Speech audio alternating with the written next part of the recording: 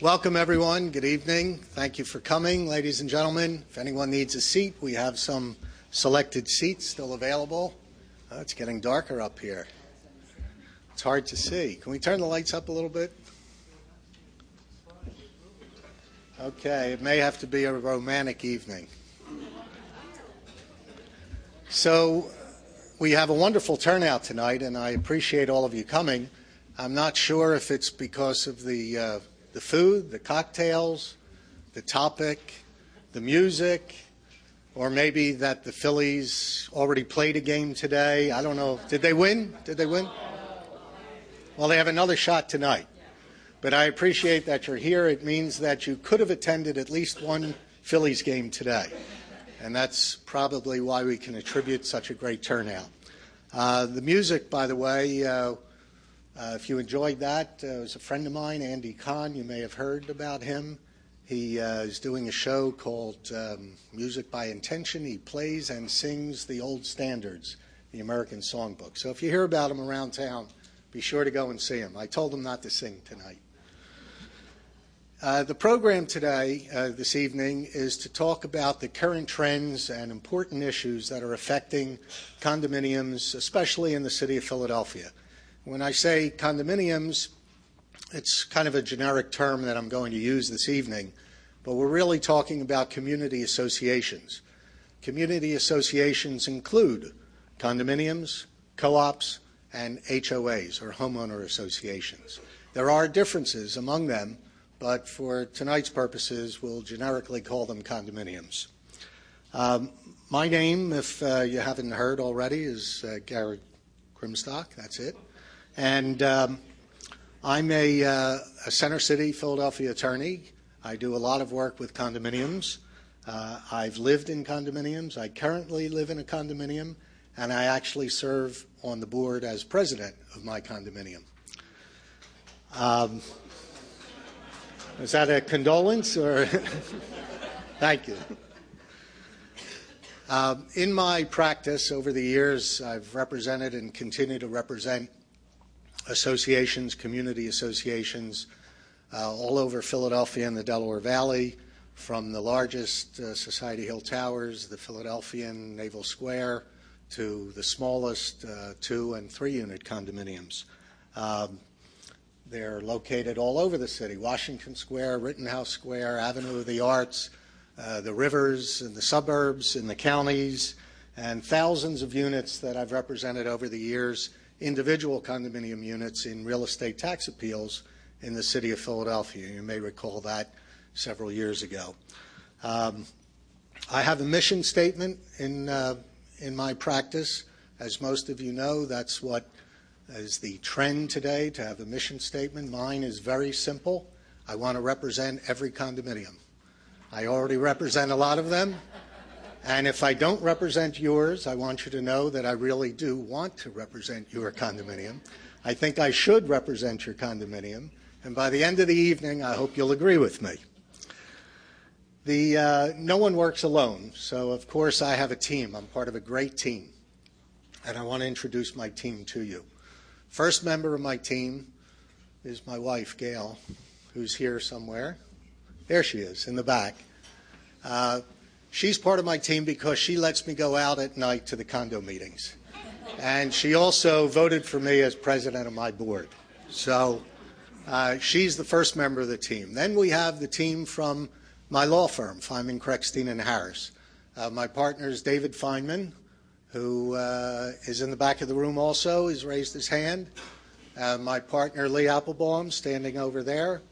My associates, Josh Horvitz, back there, Evan Bakov, and my very experienced colleague, Jim Rosenstein, who is one of the fathers of condominium law in Pennsylvania, and also my assistant, Lisa Raudenbush, is where? Lisa's also in the back. I made all of my team sit in the back except for Jim, I guess, so that they won't heckle. Huh? I meant heckle me. We do full service legal practice, as you might imagine, and I have this team, but I'm also able to call upon anyone else in our 25-member firm when I need them, and on occasion I do. We, of course, run the full gamut of services for community associations. We interpret and amend condominium governing documents. We negotiate and enforce contracts for construction or with other vendors. We handle zoning matters, tax appeals, L&I matters, litigation of all types, election issues, anything that you can imagine and that you've experienced in your community associations is what we do. And we've been doing it for a long time. In terms of the litigation matters, I'm most proud of those issues that have involved some substantial litigation and transition issues with rather new condominiums involving litigation against our developers. We've been very successful in recovering very substantial seven-figure settlements recently for a number of condominium associations. And we're most proud of that in that we were able to settle them rather than take them through protracted litigation and the uncertainty and risk of litigation as well as the expense. So that is our goal. A way to become familiar with what we do is to take a look at the Pennsylvania Condominium Governance Handbook, which is a handbook that I've produced and published. This is the second edition. You all can have a complimentary copy, and that means if you call an order the next 20 minutes, I'll also include a Ginsu knife and a ShamWell towel. No shipping and handling charges, and even the book is free. So that you can request that. You can drop off your card or send me an email, and I'll be happy to send you a copy of that.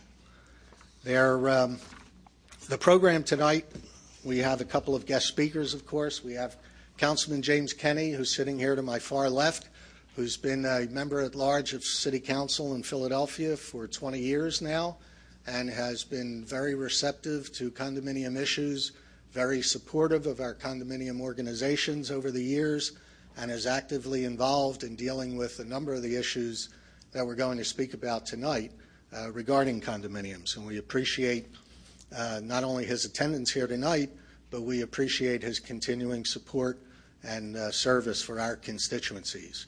Unfortunately, there are other members of council and there's a mayor, so Councilman Kenney can't control every decision and make it go our way.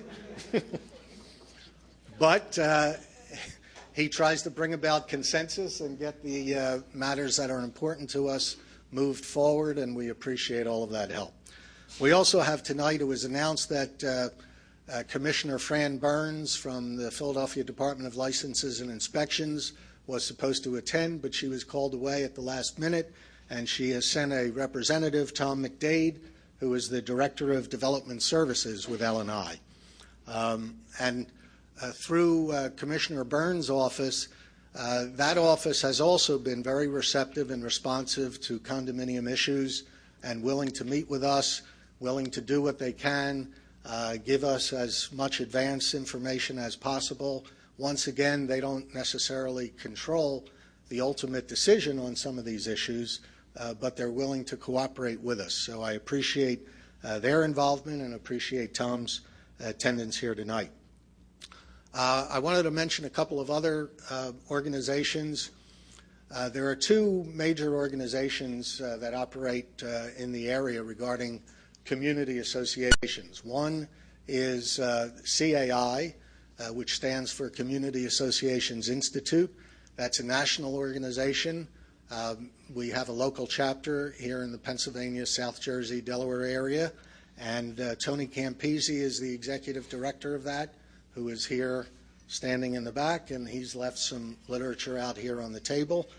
We also have another very important organization, GPCMA. That stands for the Greater Philadelphia Condominium Managers Association.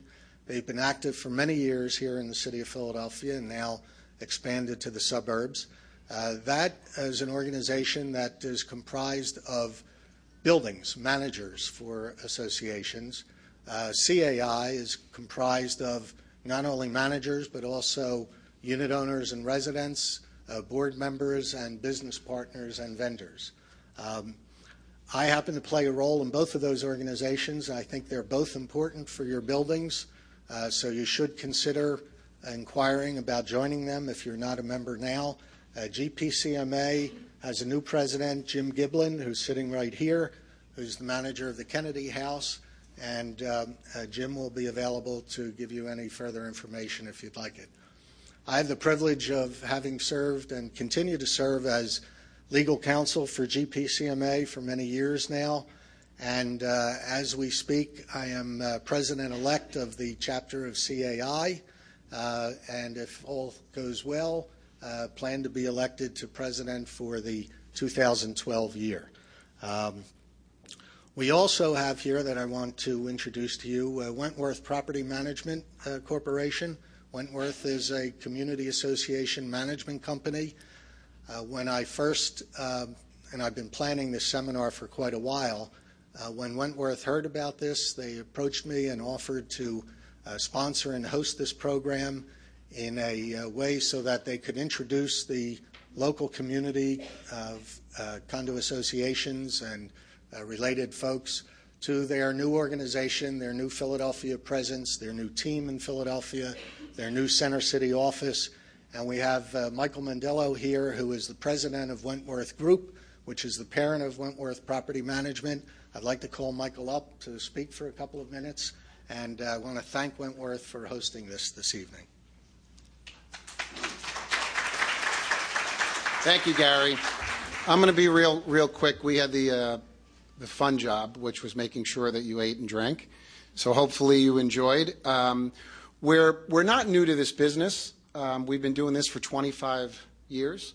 Our core business is community association management, and we pan the Northeast. We operate in 13 states, and obviously Pennsylvania being one of them. In fact, it's probably the first two that we started in. So what we really have done in the last 2 years is taken a lot of the knowledge and the growth that we've had in the organization, managing 1,100 communities and over 300,000 homes, and really try to hone in on our skill sets in the local markets.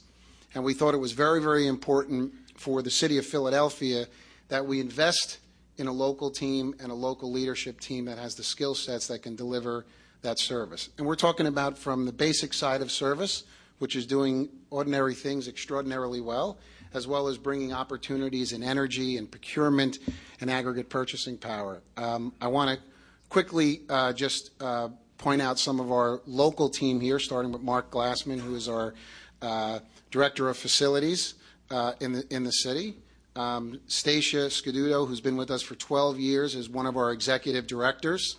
Next to her, with the blue shirt, Dan Gillies is our Vice President of High Rise, and been with us for 2 years, and Poe Leggett, who has been part of the organization as well for 2 years. I'm not sure if Arthur Bartakovsky is here. There he is. Arthur's been with our organization for 25 years. Started as a manager, worked his way up to where he's president of the property management division.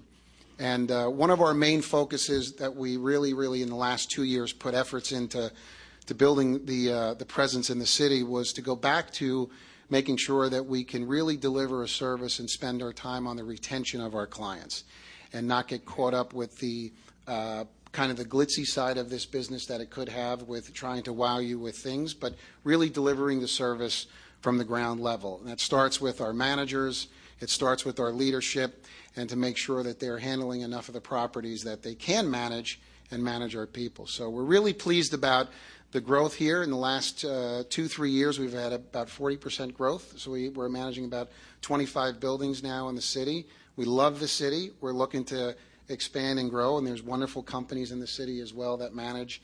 So there's really good competition, and we hope you enjoy. Today is this evening's a great night for you to really get an education. In these tough economic times, it's important that you really take a look at your property, your community, and seeing the things that you can do and be ahead of the curve.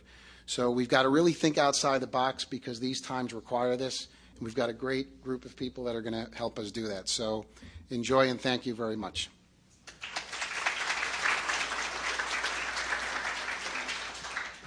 Thank you, Michael. I did forget, I think, a couple of organizations. I see Joan is still here. Joan Batory is president of the GCCI, Green Condo and Co-op Initiative in Philadelphia, that's affiliated with the Academy of Natural Sciences and is partnering with CAI and perhaps with GPCMA. And as you can imagine, they deal with the sustainability and green energy issues for co-ops and condos.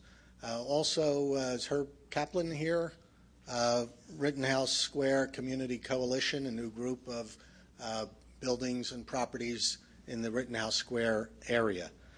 The program book that was outside on the table, if any of you have it, you can see we have a signature branding color in our firm. Feynman, Kreckstein, and Harris color is officially orange. We have it all over, but I couldn't find an orange tie. But you do have orange pens to go with your orange books, and the orange handbook, of course. In this program book, I hope you've taken it. If not, we can give them to you. There is an agenda for the program that's on the second page, and then there's some biographical information about the firm and about me. And there are a couple of articles that we recently published that are copied in the back. There's also a reminder, a copy of the Governance Handbook front page to tell you that you can get the free copy if you request it. And there's some blank pages in the back for notes. And I'd encourage you to take some notes because what we want to do is hold questions till the end, and we will have a question and answer period. I'd like to be able to get through the material for everyone's benefit, and then we can address specific questions, and we can stay as long as you'd like. And the councilman and Tom have graciously agreed to be available for as long as they can to answer those questions. So we do have other literature out on the tables there. There's some CAI literature and also, of course, Wentworth materials, and feel free to take them as well. Just going to put these down for a moment. And I want to talk about the program now. The format will be that I'll speak about current trends and important issues. Councilman Kenny will talk about some council issues. Tom McDade will talk about L&I issues. I'll do some final comments, and we'll have the questions and answers at the end. I'd like just to get started, let's take a little census, raising hands. How many of you are unit owners of condominiums or co-ops?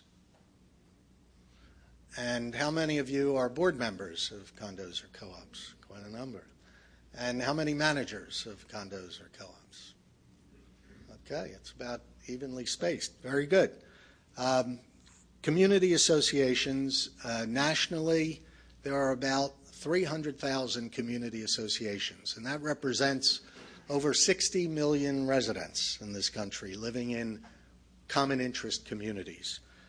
Locally in Philadelphia, we don't have the greatest tracking of condominiums and associations, but by a recent report from the Department of Records, we have almost 1,000 condominiums that have filed declarations in the city of Philadelphia. Maybe not all of them continued forward and have actually evolved to operating condominiums, but they're almost 1,000, and we estimate about 25,000 units in Philadelphia, condominium units. You know, condominiums are relatively new. They're about 45 years old, which in the area of legal matters is relatively new. The Unit Property Act was our first generation of condominium laws. That came into effect in 1963. And then the Uniform Condominium Act came in 1980, and it's been amended a couple of times since then. The old act, as we call it, the Unit Property Act, is actually still legally enforceable and binding and does control a number of associations in the city of Philadelphia. The Uniform Condominium Act, the new act, of course, applies to any condos that have been created since 1980, and some of the provisions are retroactive to the old Act condos. One of the simple ways to know if you're an old Act or a new Act condo, old Act condos have codes of regulations and a governing body known as a council. New Act condos have bylaws rather than code of regulations and have an executive board instead of a council. So that's the distinction. But they are still pretty new, and they're not always that well understood. So it's a constant education process for us in the field to convince judges and to convince laymen and to convince unit owners as well about the distinctions of condominiums.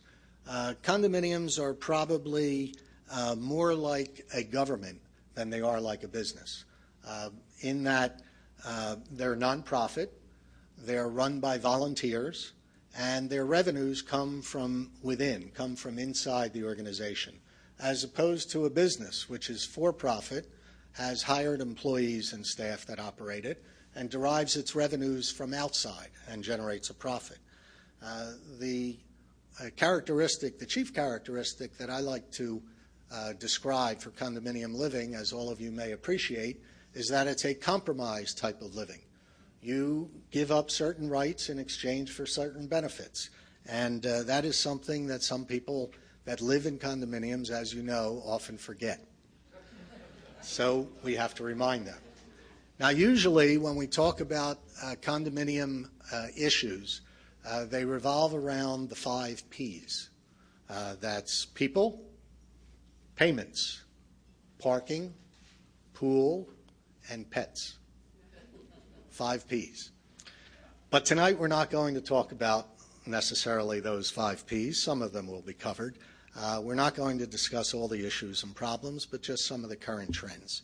So I've categorized it. And by the way, as you jot down your questions in your notes section there, you can also jot down, because there'll be a little test at the end of this program, the top 10 list of the important items that you've learned at this seminar this evening. So let's keep track of them. I'll give you hints as we go through this, so it won't be too difficult. There'll be a test at the end, and maybe even a free one of my handbooks as a prize. Okay. So the first category are personal conduct issues.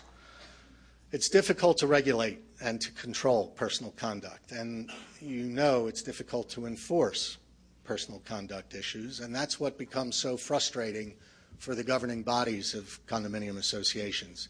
There are limited remedies available through the law. The rules and the process to deal with problem residents and personal conduct issues, the rules and the process are very rational. But the problem is that the people that you're dealing with are not always rational. So rational thoughts don't always work with irrational people. So it becomes a problem. And when we're talking about, number one, problem residents, you have to keep in mind that in a community association, in a condominium, they have property rights. They are not tenants that are just there by virtue of a written contract. They have invested and have an ownership and a legal title to a piece of property. So it's not so easy to deal with them. It's very difficult to evict a resident, an owner of a condominium. It can be done if we're successful to convince a judge that the circumstances warrant. You can actually get a judge to order that someone is not allowed to live in the unit. They're allowed to continue to own it, but they're not allowed to reside there. It's very rare, very difficult to do that. And the goal of the association when dealing with this is to protect the property and the persons from personal injury or property damage in your building. That's the role of the governing body of the association. Now, keeping that in mind, that means that no matter how futile the effort, no matter how frustrating it may become, the board needs to take some action when confronted with problem residents. They need to go through a process. Otherwise, they can be held accountable to the suffering other residents and unit owners in the building who are being victimized, and will come to the association and say, you're not protecting me, you're not protecting my property, you're not protecting my rights to peaceful enjoyment of the premises, and they'll hold the association accountable. So you have to do something. And oftentimes, what we need to do is have outside intervention. It can be from, hopefully, from family or friends or neighbors in the building, sometimes from social agencies, as a last resort, from governmental agencies, mental health department, police, fire.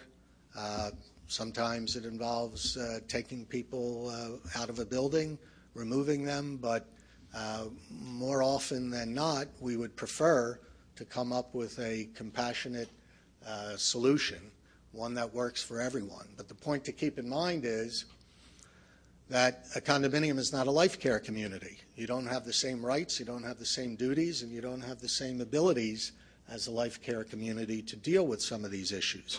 So you do need to have outside intervention. That was one, problem residents. Two, catching my hints here? Two, smoking ban. Smoking, this is a current trend. I can tell you that there are a couple of buildings in the city, Society Hill Towers and Dorchester, have enforced smoking bans. As you know, it's been, and I won't say for certain, but there is scientific evidence that there can be health hazards from secondhand smoke, aside from smoking it yourself. So in some of the older buildings, particularly high-rises, there's common ventilation systems, there's airflow in the corridors, there's gaps under the doors, there's all ways that smoke and other odors can seep into other apartments. So it is permissible to, once again, prohibit someone's rights to smoke, not only in the common areas, not only in the area of the building, not only on people's balconies, not only at their outside swimming pool, but even as far as prohibiting them from smoking in their units. Now, of course, when you adopt a regulation like that, you need to do it on a grandfathering basis. Anyone who purchased or is occupying a unit as a tenant has to have some rights to continue to do that. But there are methods that can be used by an association in terms of caulking and air filtration and sealing cracks and vents and baseboards and gaps and doing everything possible to avoid having this smoke infiltration. But it doesn't always work. And every condo has a general rule that noxious odors and fumes are not permitted to emanate from a unit to disturb other units. That's another basis for adopting these kinds of rules. I would suggest, though, as an association, even though the board has the right to adopt rules and regulations without an approval vote of the unit owners, that's a particular hot-button issue that should be addressed in some type of a referendum or consensus, or at least a discussion with all of the unit owners before the board attempts to enforce such a rule. 3, discrimination issues, particularly those covered by FHAA, implemented by HUD. FHAA is the Federal Fair Housing Amendments Act. HUD, Housing and Urban Development Agency. That is intended, as you might be well aware, it doesn't only apply to the context of condominiums, but you cannot discriminate against certain protected classes of people. For the most part, what we run into in condominium associations are handicapped people, and the handicapped people need to be defined, they need to fit the qualifications and criteria under the federal law. The federal law requirements say that you have to have, the person has to have a physical or mental disability that substantially limits one or more major life activities. Major life activities, walking, talking, smelling, seeing, sitting, standing, those types of things. So if someone does qualify for that, they are entitled to one of two things under the Federal Fair Housing Amendments Act. They're entitled to either a reasonable accommodation or a reasonable modification, and there's a distinction.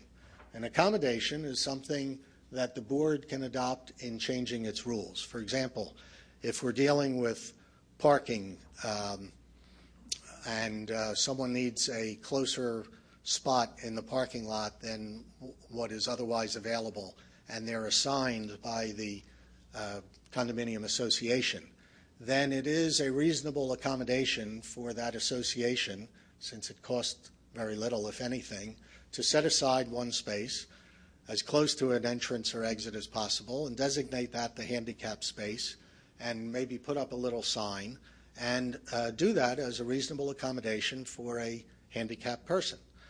When you have a swimming pool or stairs and someone needs a stair elevator or a way to get in and out of the pool, and it requires a ramp or an elevator or some construction, some matter of modification that requires construction, that is something that can be requested, but it has to be generally paid for by the requesting handicapped person.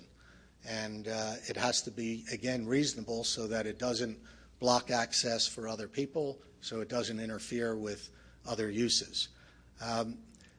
The main area that's coming up lately that you may have to deal with, I've seen this in a number of the buildings that I represent, is dealing with the pet rules. We now have, as you know, we've always had service animals. The seeing eye dog, of course, and other service type animals. Now we also have a category called assistance animals. Some people call them comfort animals. If someone is handicapped and has some anxiety and disability as a result of this, and a doctor will certify that they need to have an assistance animal to help them cope and get through their disability, maybe it's a mobility impairment, maybe it's a hearing impairment, maybe it's a seeing impairment. If they have that, and you happen to be in a building that does not allow any pets at all, you have to make a reasonable accommodation.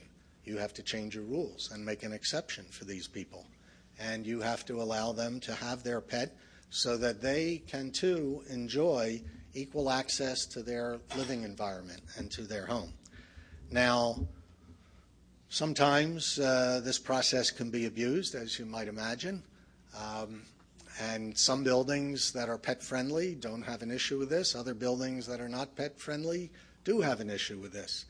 I can tell you that the best practice among condo association attorneys, and we talk about this at our law seminars, our national CAI law seminar all the time, and that is that you try not to say no to these people, because there are risks involved if you do say no. If you do say no and you are discriminating, there are penalties. You can be fined, the association can be fined for a violation, the first violation, up to $16,000. Subsequent violations can go up to $65,000 in fines, and you have to pay the legal fees for the handicapped person who had to bring this discrimination action. And they can also, the judges can also award pain and suffering to these individuals if you've caused them some additional grief or allowed people to harass them and cause them to suffer even more. So this is a very ticklish, sensitive area. It's one that we're going to see a lot more of in the future.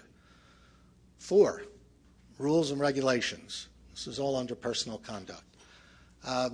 As I said, the board, not the association as a whole, can create rules and regulations to interpret and further implement the restrictions that are in the governing documents, the declaration and the bylaws.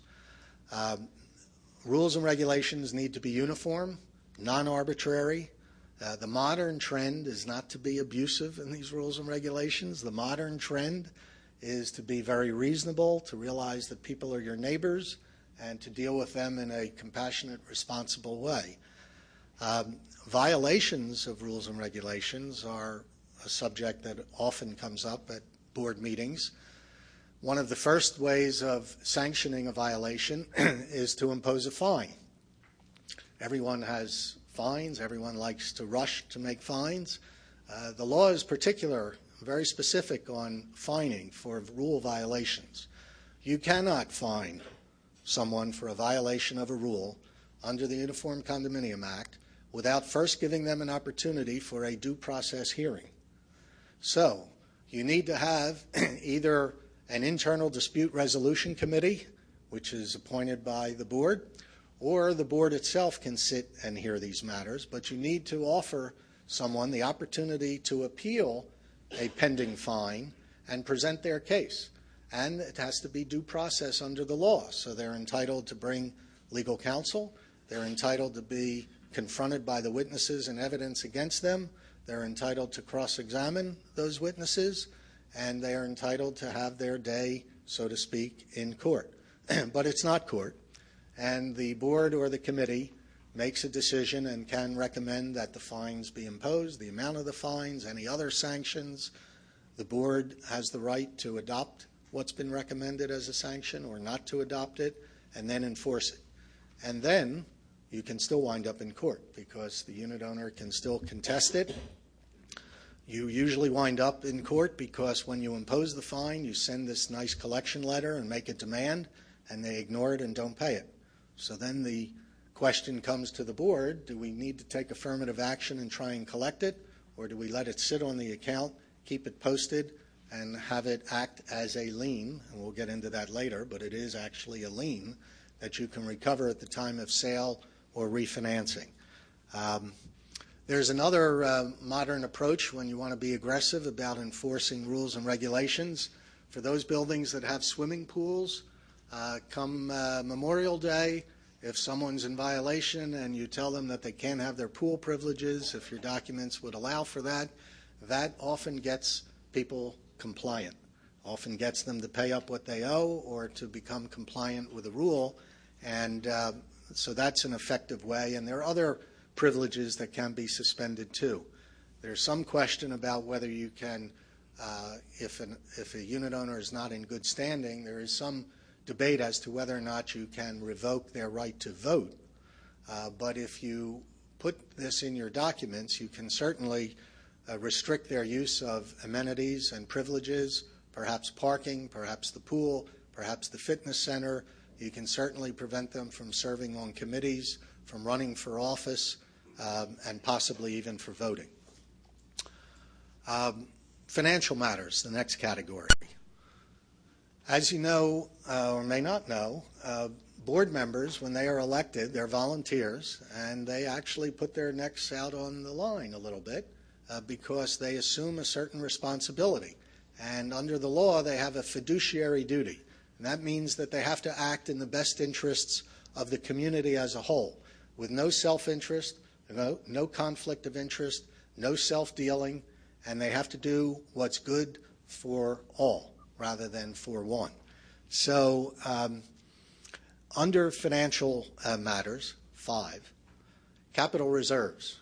Capital reserves is the account that you maintain separately from your general operating account, and that is designed to have funding to repair capital projects, replace capital items into the future, roofs, sidewalks, terraces, windows on occasion, lots of other capital repairs. And some of the buildings in Philadelphia are going through those projects now because the infrastructure in the building is approaching 50 years of age and it needs attention and some replacing. So some buildings have a lot of reserves, some buildings don't have a lot of reserves. Some buildings say, well, I don't want to put money aside, I don't want it to earn a little bit of interest, I'll hold the money, you tell me when you need something and I'll write you a check. Some buildings it can work that way, but in a lot of properties it doesn't and it can't. And so you need to accumulate this and you need to have it in your budget. There is a rule of thumb now, particularly imposed by the FHA and mortgage guidelines, which we'll talk about in a few minutes. But the rule of thumb is that 10% of your budget at least 10% of your budget should be put in on an annual basis into the reserve account. That may or may not be enough, but it may be enough to get you by the FHA guidelines. It may not be enough, and the only way to really know about that is to have what's called a reserve study done. A reserve study is done by an engineering firm.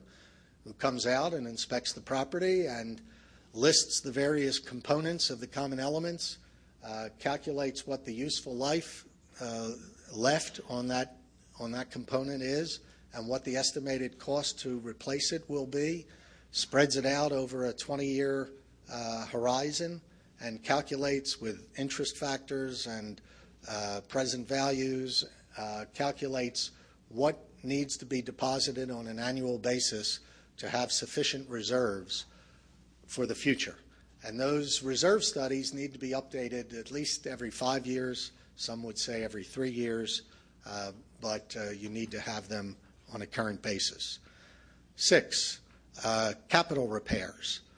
We've segued into this, but if a community association, if a condominium is going to be entering into a large capital project, there are some restrictions, and you do need to consider this. There are limits to what an association can spend. Some documents will provide that you can't spend more than $10,000 or $25,000 without an approval vote of the association. Some associations' documents will say that you can't spend more than 10% of the budget amount for a capital project. Some will say there may be a borrowing limit so that you can't borrow in excess of a certain amount or 10% of the budget. There may be an approval vote required in advance of the unit owners. If there's not an approval vote required in advance, all the documents under law are subject to a rejection vote. The association can vote by a majority vote to reject any capital expenditure or budget item if they don't like it. And it is a democratic process. You are elected. You are representatives on the board. So it's only fitting that a majority can control the actions of the board. And if the majority says, we don't want to spend that money for windows, then you don't. Now, there are occasions when the responsibility of the board, the fiduciary responsibility to preserve the property for everyone, will outweigh the individuals in the association. And that's a dilemma. And you need to resolve that in court. You need to go to court and have them order that the association board has to take this step, has to replace the roof, has to shore up the walls, has to replace the windows because there's damage being done to the property, and despite the objections of the unit owners, maybe 51% or maybe 80%, it still needs to be done. So that's a dilemma that we come across. The other recent development in that area is that you can obtain, associations can obtain bank financing now to fund these projects. The word special assessment is usually a dirty word in condominiums. So there are alternatives now, and there are banks that will lend some or all of the funds necessary to do a capital repair. And the security, it's an interesting type of loan. The collateral is the cash flow, the income flow, the ability of the association to so-called tax or assess the unit owners in the future. That's the collateral, because they have the ability to get from the unit owners everything that needs to be paid to meet the obligations of the association. They can't actually take a lien or mortgage against any hard asset because there is none in the association. All of the individual unit owners own their allocated percentage share of the common elements. The association does not actually own any real estate, doesn't own the common elements, therefore they can't pledge it and they can't mortgage it. 7, delinquency collections. Fortunately, Pennsylvania is not a sand state. The sand states, California, Arizona, Florida, Nevada.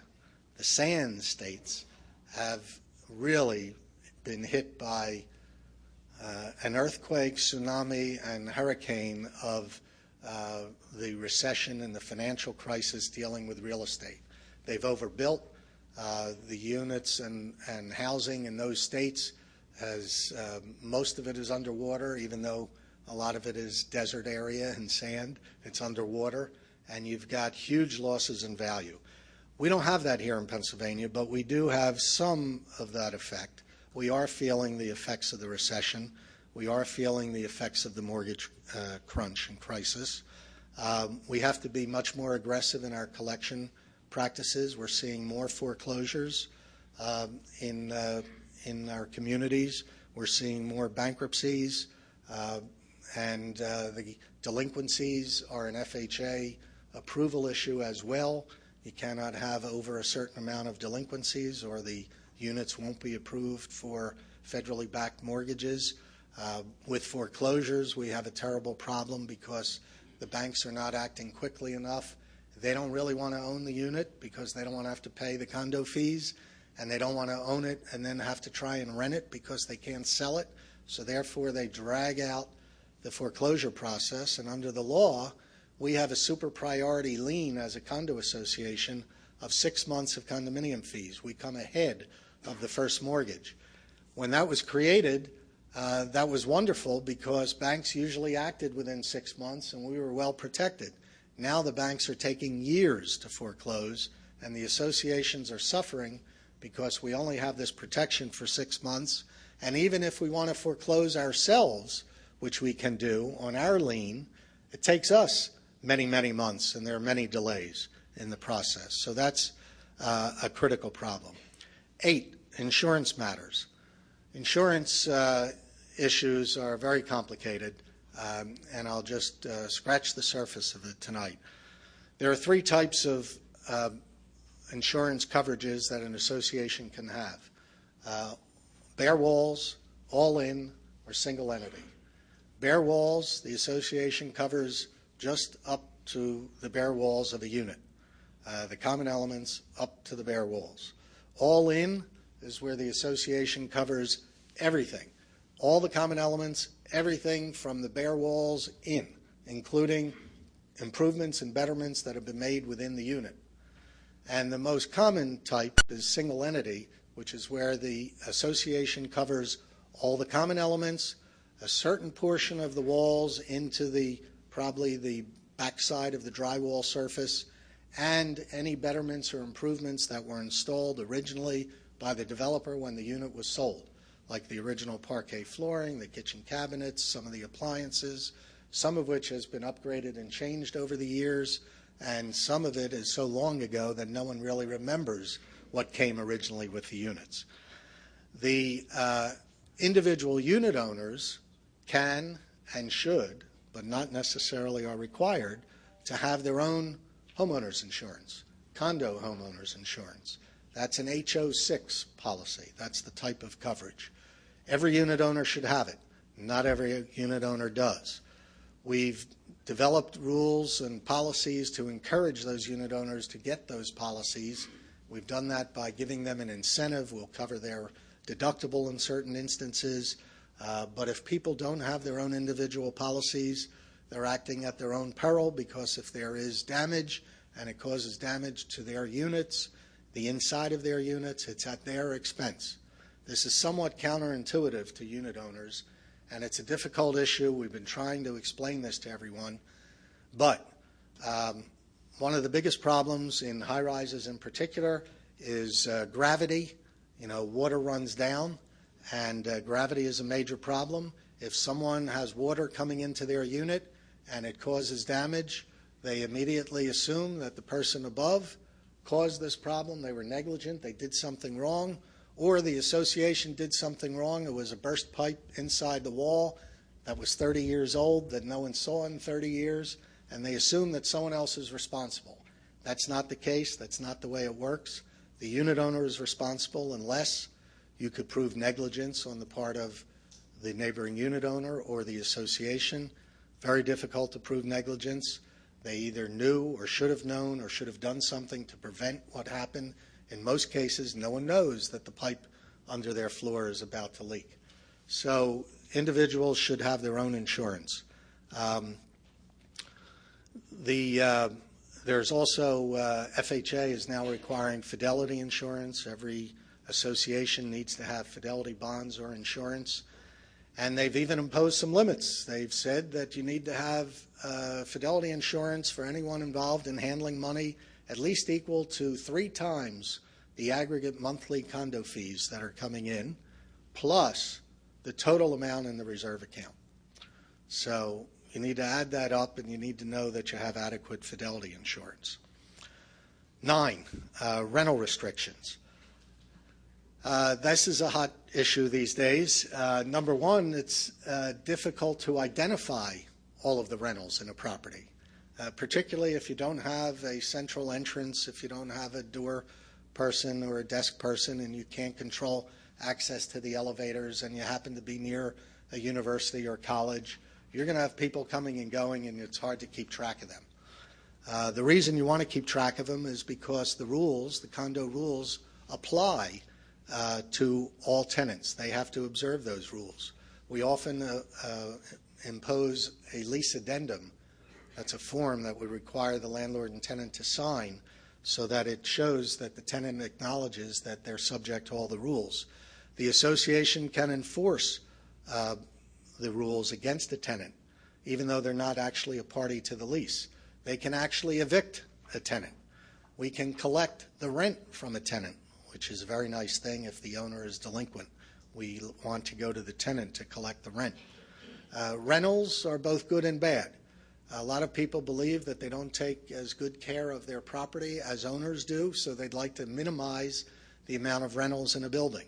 On the other hand, in a market like this, where you have people losing jobs, people getting transferred, people being ill, whatever excuse possibly there may be for someone not to be able to afford their condo fee, if they can rent the unit, then they can pay their condo fee or have cash flow coming in that the association can attach.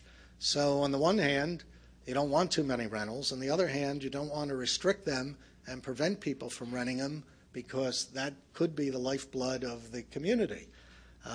That's recognized by FHA and other federal mortgage underwriting in their guidelines, because the FHA, for example, limits the rentals to less than 50%. And if you're going to impose any restrictions, it's something, once again, that needs to be grandfathered in. So it's a slow process in getting the rentals within the restrictions. 10, mortgages.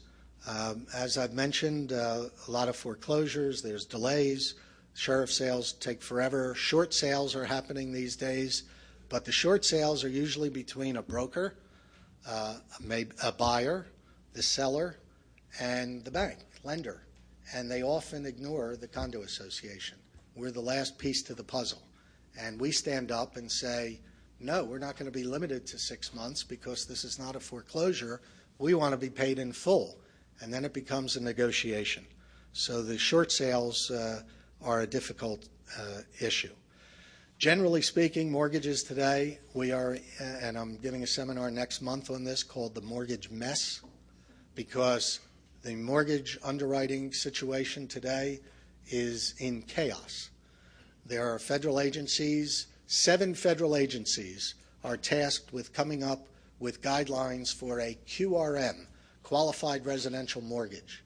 If you could believe 7 federal agencies are ever going to agree on anything, we're still waiting for that. In the meantime, Fannie Mae and Freddie Mac are just about gone and not very active in the field anymore. FHA accounts for more than 1/3 of all new condo mortgages, and their guidelines are changing every day. And even when they don't change, the local officials don't understand them and interpret them differently. CAI is active on the national level in trying to make some sense out of this, but it's a difficult issue.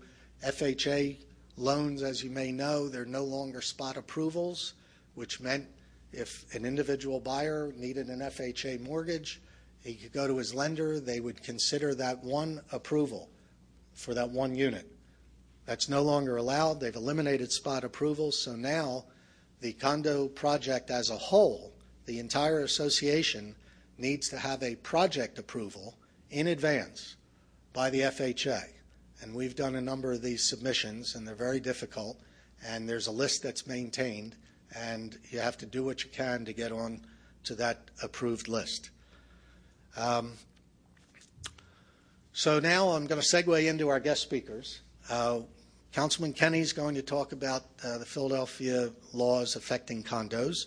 One of the issues that we've all dealt with, we've all been confronted with, you may have heard some things recently, is the real estate tax situation. I can honestly say that much like the mortgages in Philadelphia, the real estate taxes are in chaos. It too is a mess. And there are revisions being made. We have a new OPA instead of the assessors. It's the Office of Property Assessment that used to be the BRT. We have the separate BRT that hears appeals. We just had this STEB ratio. If any of you read it in the paper, the State Tax Equalization Board reduced the ratio from 32% to 18.1% in Philadelphia. We don't know how the board is going to handle that on any appeals. It doesn't, as some people have led you to believe, it does not mean that there will be an automatic 40% reduction if you just file an appeal. They're going to reduce your taxes by 40%, cut the revenue to the city by 40%, and you'll benefit from this STEB ratio. It's not that simple. It's not going to happen, because when you open the door, even though it hasn't happened much in the past, when you open the door with a real estate tax assessment appeal, not only can they consider reducing it or leaving it the same, but they can also consider increasing it. And I'm certain, in fact, it's already been announced by people at the city, that if they encounter this, they're going to increase the values, because the whole goal is to get a better system of more accurate values. So taxes, the trash issue is still a problem. Councilman Kenny is going to talk about that. The facade inspection law, towing cars from private property, dumpster licenses and tags, even on inside, dumpsters that are kept inside on private property. And another recent thing that came up, valet parking zones, if any of your buildings have it. Used to be a $250 fee. They raised it to $2,500 per 20-foot space, $2,500. And then Tom McDade is going to talk about L&I issues, business privilege license, which we've been successful in getting the Revenue Department to recognize that condo associations are not-for-profit entities, and they are exempt from the requirements for the business privilege license. And if you register that way, you can then apply for your housing inspection license, your dumpster license, your high-rise fire inspection license, and you should not need the business privilege license number. Tom's going to talk about that, and we have this other new thing called the rental suitability certificate, which is free, but you have to get that. Your unit owners need to get that before they can rent a unit to anyone, and they have to get it online from L&I. Councilman Kenny.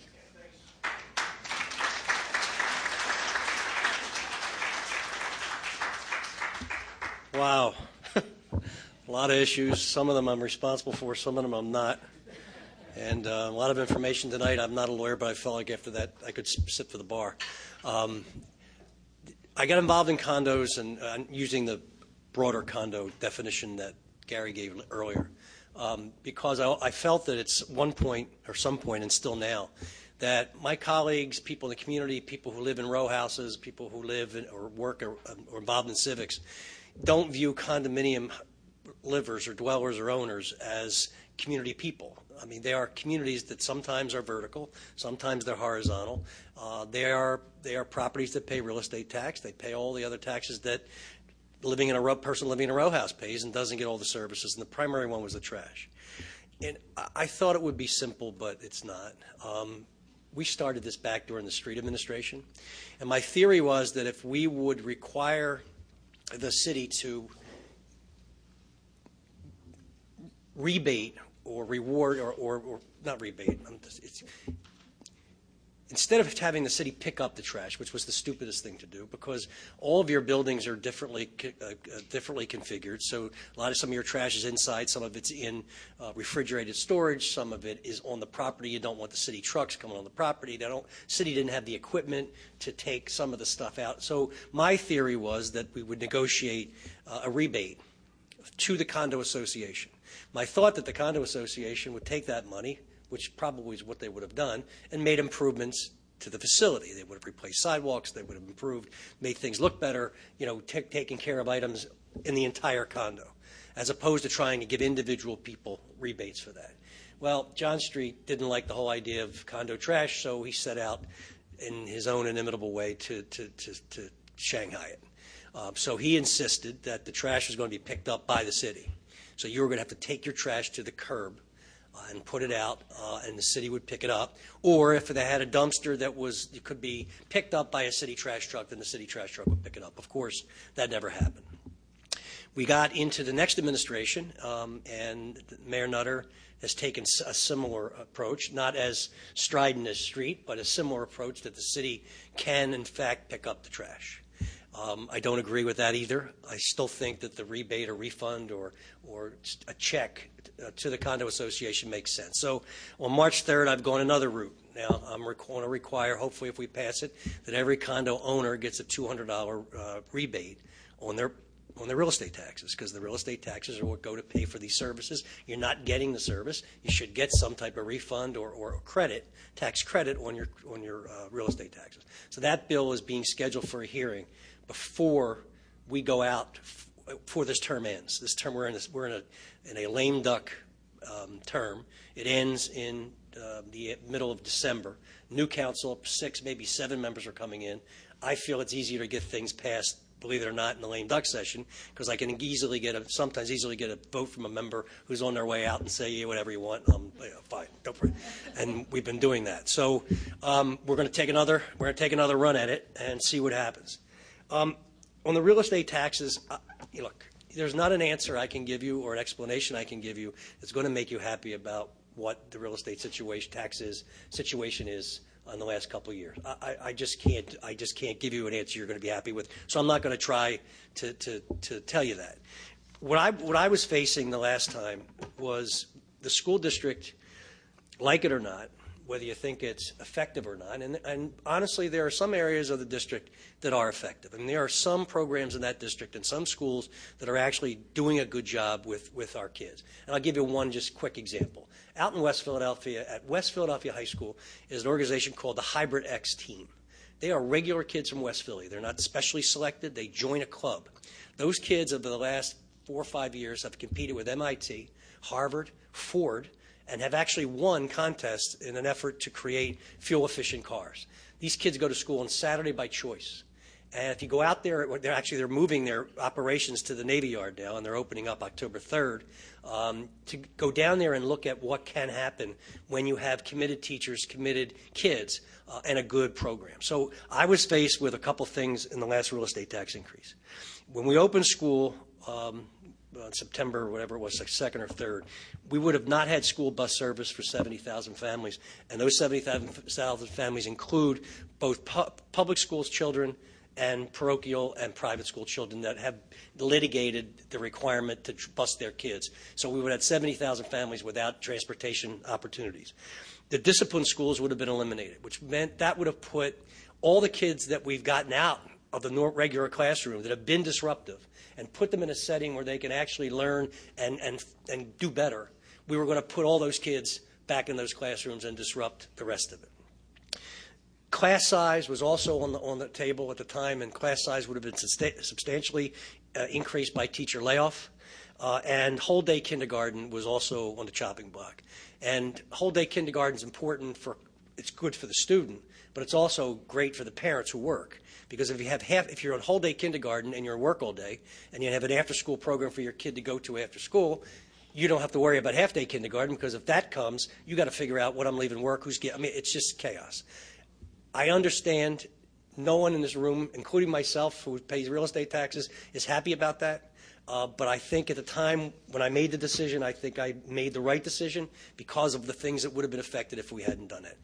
Arlene Ackerman, the SRC, all that other stuff, I can't vouch for and I can't control. I mean, the mayor has 2 appointments to the SRC. The governor, Rendell at this point, because Corbett hasn't made an appointment yet, he made an appointment and the guy left. He resigned. We don't control the appointments of the SRC. I didn't hire Arlene Ackerman. I didn't pay her golden parachute. We didn't do any of that stuff. Had nothing to do with it. But you can still be angry at me as an elected official for what happened. But I'm telling you, I was happy to see her go. And Lee Nunnery is a very good person. He is not as imperious as she was. He is down to earth, and we can work with him, and I'm hoping as we go forward we can do something better with our schools. But there are good stories to tell at every school and every neighborhood, and you know the McCalls and not just the Mastermans and the Centrals and the girls, but the neighborhood schools, McCall and Jackson and some of those other schools that I've been working with are doing better, and the teachers are committed, and the kids are diverse, and we have a lot of difficulties in dealing with our student bodies and their problems and their challenges. So I understand your anger. I have left, I'm going to leave with you guys here copies of my bill that was introduced on March 3rd to deal with the tax credit for the trash. And you can copy them and get them out. And please call, I would be happy if you would contact your district council people if you're in a district that has a high concentration of condominiums, generally the 5th, the 8th, the 5th district, the 8th district, 2nd district to a degree, but more importantly, get a hold of all your at-large members, especially the ones that are on their way out. If we can't get this passed in December, then we're going to reintroduce it in January. We'll have a new crop of folks to deal with, and then we'll go on from there. Do you want to talk about facade inspections or no? I mean, we had a situation where pieces of buildings were falling off into the street, and it ultimately would have killed somebody. We lost Judge Caesar a number of years ago when the facade fell off of the building on Broad Street. New York, Chicago, Boston all have these. We didn't have it, and we tried to implement something in conjunction with the building owners and managers and with the industry to come up with something that was least harmful to you and more making sense that buildings that were built prior to and including 1950. We started with those first, went to 51 to 70, 71 to 80, and so on. 91 to 2005. The inspection will be required by January of 2015. I just think it's a public safety issue that we need to deal with, and hopefully as time goes on we get used to that process. Parking without having a parking ticket on the car. This is the result of the number of tow truck operators who operate like pirate ships. There's 2 or 3 of them in the city, and they know who they are, and you may know who they are, but I don't need to bring them up now. They've testified at many of our hearings. They take cars from the curb and say they're legally parked. They take cars from private parking lots and say they're legally parked. And what happens is the owner of those cars goes to their facility. And their facility, if you everybody been privately towed? You ever been in one of those facilities? You got pit bull guard dogs, you have barbed wire, thick glass, and you got a guy with a neck that big and tattoos who says he's not very pleasant to you. And then you say, fine, all right, you have my car, you have it hostage. Here's my credit card. Let me get out of here. We don't take credit card, cash only. I don't have cash. It's 2 o'clock in the morning. I'm going to go to an ATM machine in this particular neighborhood and find an ATM machine and take out $150 in cash. He said, oh, no, lady, it's not $150 for the tow. It's $300 because we have your car. And this has been going on and on and on for years. And every time I try to legislate these guys, they find another little loophole around it. I apologize for the inconvenience. We are working with the police the best we can with the parking authority to get these response times up. The thing that I find is that in many of these private buildings, you don't have the problem all the time. It's not like some of the businesses around Temple, for example, where in the private parking lot of the movies they park willy-nilly. I mean, I talked to Joe Zaritsky and the people from Parkway. They told me that in all of their lots, in all that they own in structured parking garages or in flat garages, there's no more than 10 cars a year they have to call anybody for. So if you have a particular issue as a manager or a building owner or a unit owner or someone on the board with particular problems with getting the police or the parking authority to respond, please call my office. I'm on the website. We do have a way of dealing with the police and dealing with the parking authority. As when we first started with the program, I got a lot of pushback from the police. Look, I'm a big police supporter. I love the police. But you give them something extra to do, and it's like, yeah, I don't do that. That's beneath me. But you need a captain or sergeant or lieutenant that's going to make sure that they stick with them to get them doing it on a regular basis. And in some districts, we've had really good response times and really good improvement. In some districts where the management or the supervision is not as good, we have it. But I ask you to bear with us for at least the 1 year of the program, and then we'll reevaluate and see whether or not we can tinker around the edges. I did tinker around the edge the other day with hospitals. We found that hospitals sometimes, when somebody rolls up and puts their car and runs in the hospital or runs somewhere else, that they can't get the rescue squads in there. So we have kind of stepped back on that a little bit. Children's Hospital especially was having all kinds of problems with rescue squads and parents pulling up and rushing in and leaving the car, and they couldn't get the rescue squad to the emergency door. So while I understand your upsetment, I would like you just to bear with us for the rest of the year until we figure out what the data says and what we can do to adjust the program. I've been yakking, and I have to go soon. So I'd take any questions that you might have if anyone has any. Yes. Which bill? Trash was introduced March 3rd, 2011. Count what? No, we have to have a hearing. The hearing's being scheduled now. Councilman DeCicco and I were co-sponsors of the bill. The hearing, we're going to try to get the hearing scheduled and the bill out before the lame duck session ends, because I think I have a better shot at getting it done and then overriding a veto, which is going to come. I mean, the veto's coming. There's no doubt about it. So we're trying. Look, $200 is not a lot of money, but I think a lot of this issue had as much to do with symbolism and respect than it did with the money. And I can tell you, if John Street had cooperated years ago, we would have had a program that the condo association would be getting a check every year, and you would do something nice with it in your property or around your property, and we would have gone on. But no one wants to seem to do that. Yes, ma'am. I'm thrilled you're trying to do something about the trash issue. Another issue I have is I'm at the Philadelphian, and it's a noise issue. 2 times the parkway is used as The venue. motorcycle drag racing area. Yeah. And I don't know if there's any bill available now that has any teeth in it regarding decibel levels. There is existing law on decibel levels. The problem is always, it relates to L&I, it relates to the police, it relates to everybody. It's enforcement. It's having the police enforce those kinds of nuisance issues that they are either too busy doing something else or feel that they shouldn't be enforcing it. I don't know if you saw, I did an op-ed piece in the Inquirer last week or the week before. I have an idea that I've been trying to promote to the administration with little results so far. The problem that we have with a lot of these issues, flash mobs, guys on motorcycles, people misbehaving, is police presence. I found that out, not scientifically, but I remember being at the Vet Stadium years ago when a huge fight in a football game broke out in the 700 level. Guys were swinging like crazy. And the security guards started coming up to try to pull them all apart, and they were getting punched. 2 Philadelphia police officers in uniform strolled up the aisle, and people started stopping and backing up. The problem with activity on the street and people misbehaving is there's not a police officer there to be seen sometimes until we have our flash mob problems. Now you'll see bikes all over the place. New York City, and I'm not saying that we should be New York City. Do we have the revenue of New York City? Do we have the industry of New York City? No. But when you go to Times Square to go to a show or to go to dinner, you trip over the police. The uniformed police, the traffic wardens, the undercover police. I mean, and granted, there's Homeland Security issues. There's a heightened sensibility there on that stuff. I get it. But even before 9/11, there were police directing traffic and on the street in your presence. Go to the Academy of Music or go to the Merriam or go to one of the theaters. You don't see them. There's nobody directing traffic. People are making turns in the intersection. You can't. I mean, it's chaos.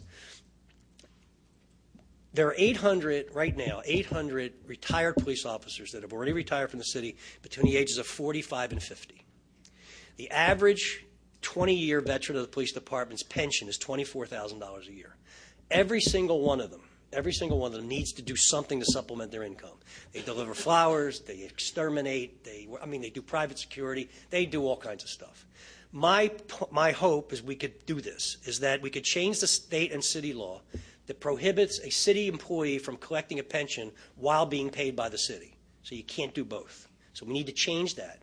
And then find private dollars, city dollars, to put together a program that allows those officers, if they desire, to keep their uniform, to keep their gun permit or gun certification with the state, that they would be under the control and direction of the Philadelphia Police Command, but they would work hourly and they would work in areas like Rittenhouse Square, like Walnut Street, like East Passyunk Avenue, like Main Street in Manayunk, wherever there's kind of retail business, restaurant business, those folks would walk a beat. You pay them $40 an hour, but you wouldn't be paying their benefits. They'd be collecting their pension and supplementing their income. And they're trained. They're certified by the state. They're generally more mature because they're 45 or 50. They're not young, hotheads, and they can deal with people. And I think that if we looked at kind of supplementing, we based it on the reserve military. When you have a problem, you call up the reserve military. You pay them, but they're not active military, and they come in when we have a hurricane or a flood or whatever. We're having this kind of human hurricane and flood sometimes, and the mere presence of them in certain areas will stop that stuff. And then you can take the active police and put them into the higher crime areas where they actually need to fight crime and keep people from getting shot.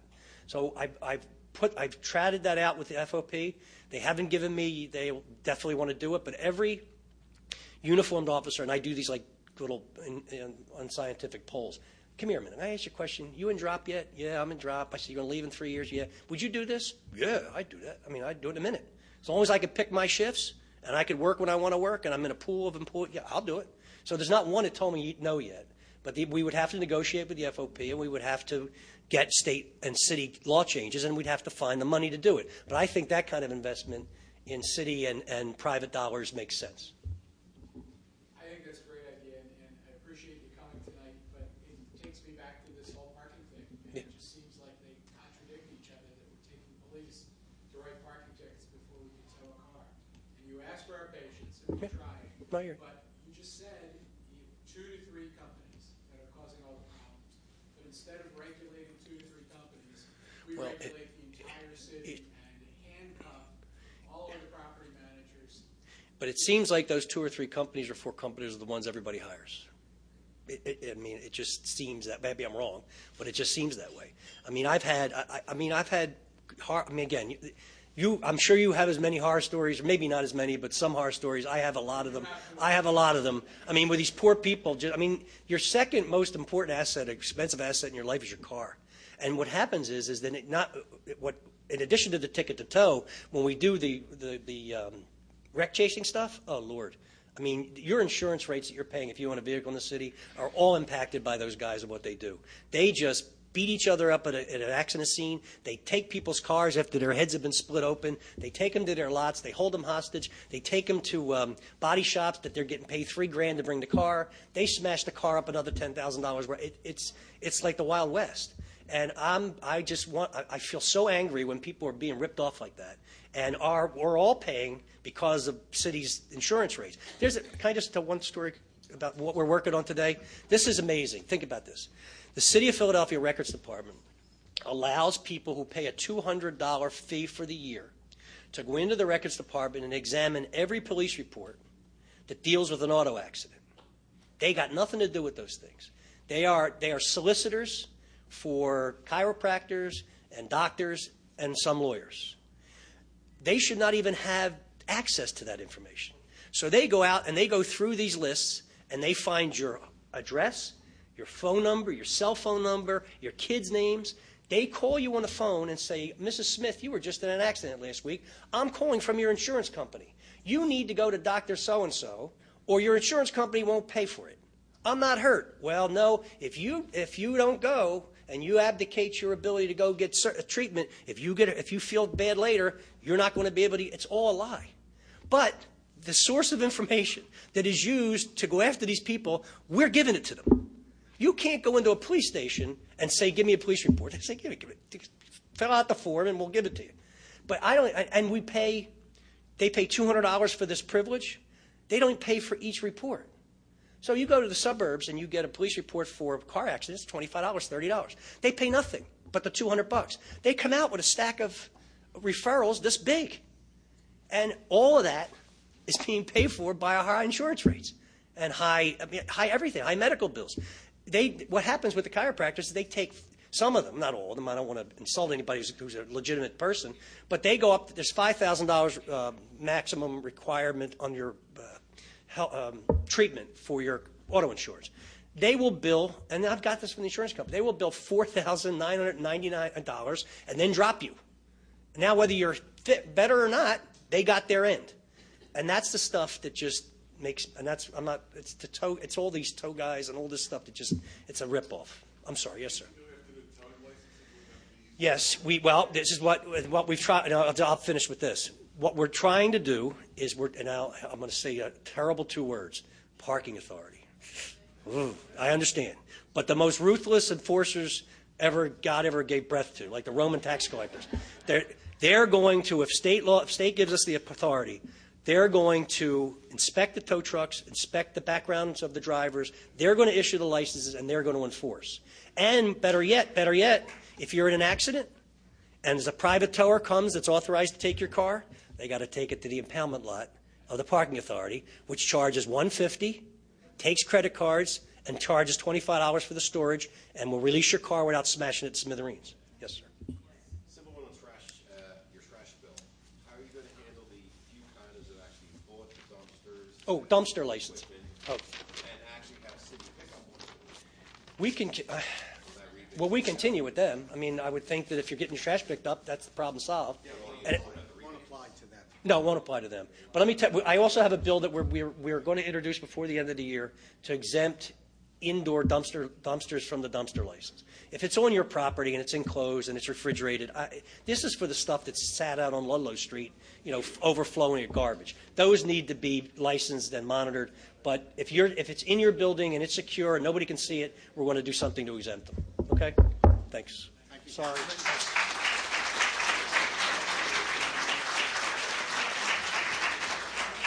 Thank you very much, Councilman. Tom McDade from Licenses and Inspections, and I think we'll do it the same way since we're running a little bit late. He has some comments to make. We'll open it up to questions for him, and then I'll be around for any other questions.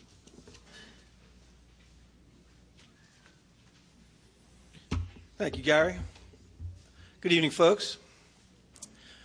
So I am the Executive Director of Development Services at Licenses and Inspections. And my responsibilities are the concourse area, specifically license issuance and the permit services areas. We're at 1401 JFK Boulevard in the concourse, and we'll take care of some housekeeping, take care of this issue right now. I want to give you my email address. All right, I know that's going to come up at some point. It's Thomas, Thomas, .McDade, McDade, @phila.gov. Sure. THOMAS .McDade, McDade, @phila, PHILA.gov. Oh, you're welcome. So how do we interact, L&I and the Condo Association? Gary spoke of the business privilege license. Is a business privilege license required for every condo owner? No, it's not. If you have a not-for-profit organization, as Gary alluded to, you do not need a business privilege license. There were some challenges with the Revenue Department and the way that they interpreted the code and the requirements that have been recently ironed out. And if you have the paperwork indicating that you are, in fact, a not-for-profit organization, you will not be issued a business privilege license. Okay? They will issue you the employee identification number. You will not get a tax ID number, although you will need a wage tax ID number if, in fact, you have the condo association employs anyone. The housing inspection license. Do you need a housing inspection license? You do. Yes, you do. Okay, the housing inspection license is $50 per unit, not to exceed $20,000. Okay? Part of the rental the rental issue is if you want to rent the property, you need a certificate of rental suitability. Gary spoke of this. It used to be $25. It is now free. You can get it online at our website. Go to phila.gov, hit the drop-down box for licenses and inspections, and then you'll see certificates. It's real easy to find. With the certificate of rental suitability, the property owner is guaranteeing the tenant or leasee that the property has been is safe for someone to occupy, specifically with regard to any fire requirements. Okay, smoke detectors, the audibles, horn strobes, and fire extinguishers. With that comes a pamphlet, which you can download online as well, Partners in Good Housing. We're supposed to present that with the certificate of rental suitability to whoever is occupying the property. The high-rise license. Can anybody define what a high-rise is? How we look at it in the city of Philadelphia? 75 feet, right. 75 feet from the uppermost floor. So say this was the top floor, from the 24th floor to the lowest point of fire department access. Okay? So there's always some confusion with, well, I have the housing inspection license. Do I need the high-rise inspection license where it's applicable? And if the property is solely used as a residence, as a residential property, you need the housing inspection license. You also need the high-rise inspection license. Okay? And this is new. We're requiring the high-rise inspection license so we can come out and certify that, in fact, we've done an inspection of all the common areas, stairwells, and that they've been inspected for fire access. Okay? There is no fee. There is no fee with the high-rise inspection license, where we're talking about a strictly residential property. You'll be charged the high-rise inspection or the housing inspection license, but not a fee for the high-rise inspection license. Okay? Is that clear? Does everybody understand that? See, the problem is we're talking about housing inspection license and a high-rise inspection license. They both sound so similar that I get confused talking about it. But Is there commercial rentals in the property? Does that disqualify? if there's, it does. It doesn't, yes. I'm talking strictly now about properties that are solely residential. If in fact, now this gets to the high-rise inspection license, if there is a mixed-use property and we have a commercial space on the bottom, or whatever part of that area, it's 1 cent. We calculated it's 1 cent per square foot. Okay? So if it's solely on the first floor and we have a coffee shop or something, then whatever that area is of the commercial space, 1 cent per square foot for that area. That's it for the high-rise inspection license. Go ahead. We were told by Al and I that if there's commercial on the first floor, then all of the common space in the building, stairwells, corridors, counted in that calculation of the fee. No.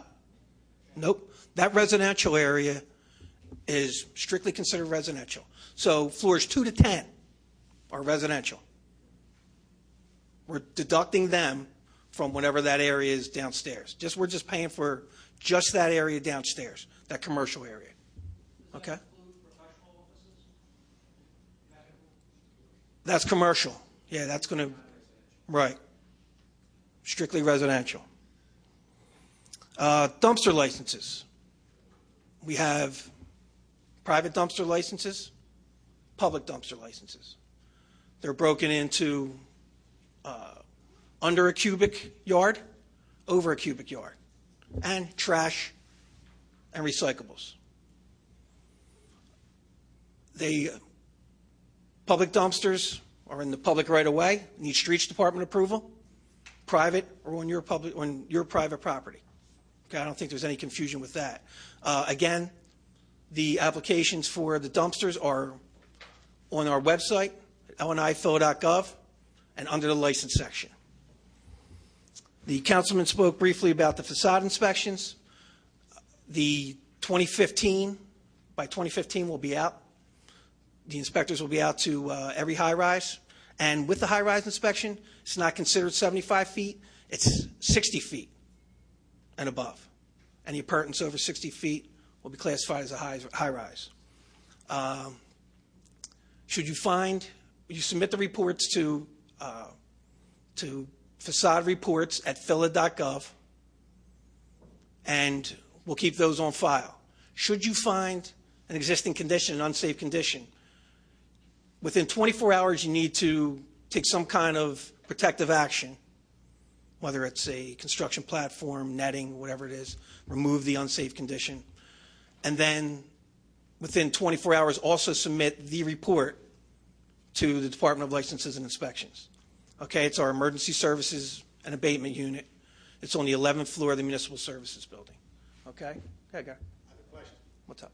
So now, a building, the association is cited under the facade inspection license, facade inspection law. Right. That they need to do work to the facade. In order to do that, they need to get a building permit. That's correct. This is the issue we talked about.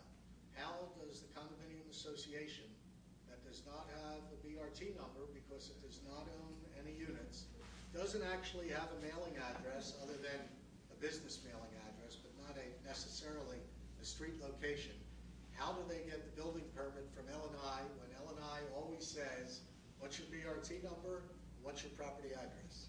It's funny you should ask, Gar. We've prepared this. We've, in fact, I've been in contact with a few members in our audience today in reference to this. So the licenses come from the BRT or the OPA, okay? So we needed to establish some kind of workaround because the condo association does not have a legitimate address in that property. So we'll use 2201 Chestnut Street, just an example. It starts out at unit 101, 102, 103, 201, 202, 203. Okay, the condo association has not been appointed an address in the building. So as an inspector, I come out and the grass is high and I write a violation for high grass. Well, we used to send that violation to room 101. Well, that's not fair, right? It's not accurate, it's not fair. So, and so I get the violation, I know that I'm okay, and what do I do with the violation? Whoosh, I chuck it. So next thing you know, we're in court because it's never gotten to the condo association. So we have, and this is why we started with my email address. I don't know why I'm taking this one, but since I'm here. Yeah. Was that about rolling downhill? Something like that, right? So here's what we did. And it only makes sense. We've been able to, we have 3 or 4 folks, we have to limit it, who are able to create addresses. And in this situation with 2201 Chestnut Street, we'll use an example, we created an address as A, just 2201 Chestnut, Unit A, and made sure that everyone understood that this was going to be the address specifically used for the condo association. So any permits, any violations, everything would go through 2201A. So some condo units use letters as their designations. So we would have to use one. Whatever it is that you want to use, then we need to make sure that that gets, the correspondences will get to me, and then I will use it. We'll all be in agreement, as long as the condo association knows that that's where they're going to look for their mail, in 2201A. Okay? It won't be that difficult until we can get something new from from the Office of Property Assessment. And what used to happen was, the issue before was, with the nightly load, we use all of our addresses, obviously, from the BRT, the former BRT, and now the Office of Property Assessment. So with the nightly load, we put in an address, and once the deeds were recorded and everything came through the BRT, it would wipe out the address we used the night before.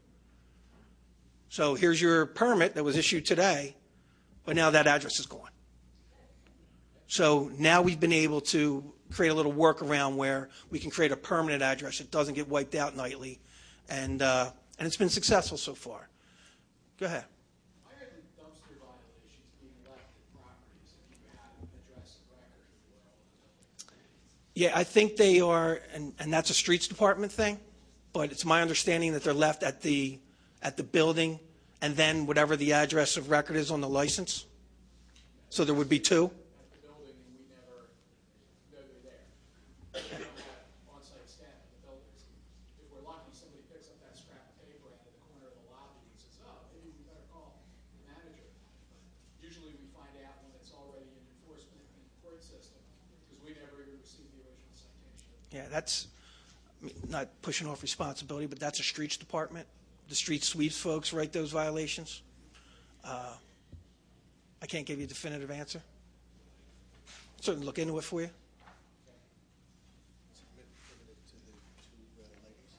The ladies? Go ahead. You made mention of the issue with addresses, official addresses for the condominium association itself. Does that explain why L&I did not, 2009 or 10 was the first year for the dumpster license? And now in subsequent years, do you send a notification that we're due to pay that again? If in fact you're not carrying an official address? The dumpster, if you have a license on file, you'll be invoiced. You will be invoiced again. So yes, you would get a notification that it's due. Don't they come up in July? I mean, Depends. July was the year Right, or the month? right. I'm sorry, there was somebody else? One question in the back. That'll be our We're taking care of the ladies first, right?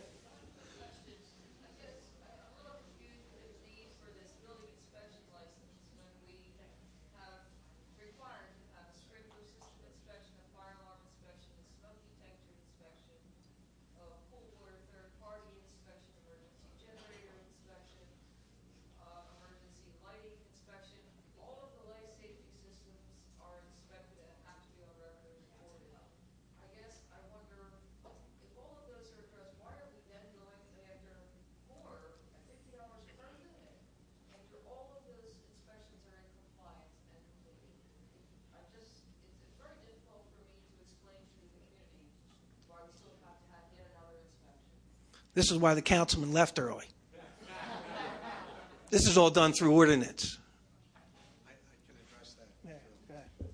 I can answer that too. We asked the same questions, and we filed a federal class action lawsuit about it several years ago, and we won at the district court level, and we lost at the circuit court, and we filed another action in state court, and we lost.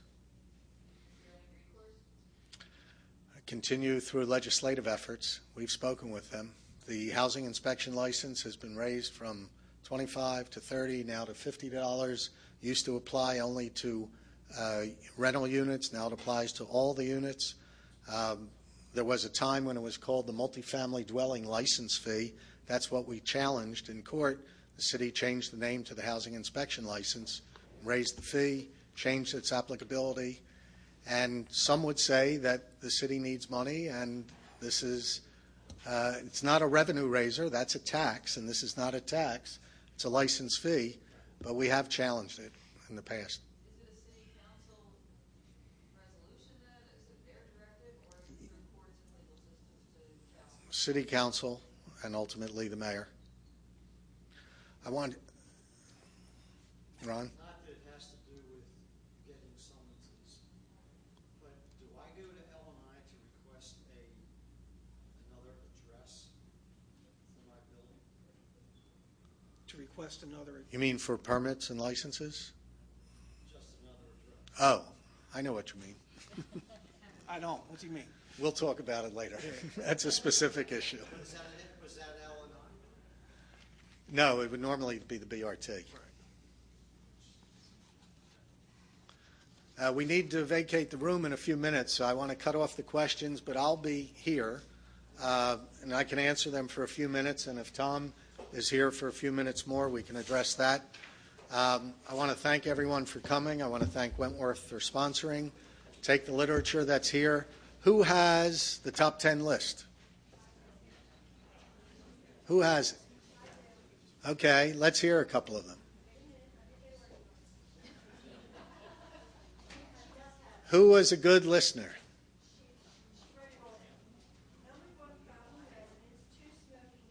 Okay, let me stop you. That's right. Those were the hints that I gave, but that wasn't the top 10 list. The top 10 list of the most important things you could learn here tonight from this seminar. You listening? 215-893-8722. It's my phone number. You call me. You don't have to remember anything else. Call me and his email.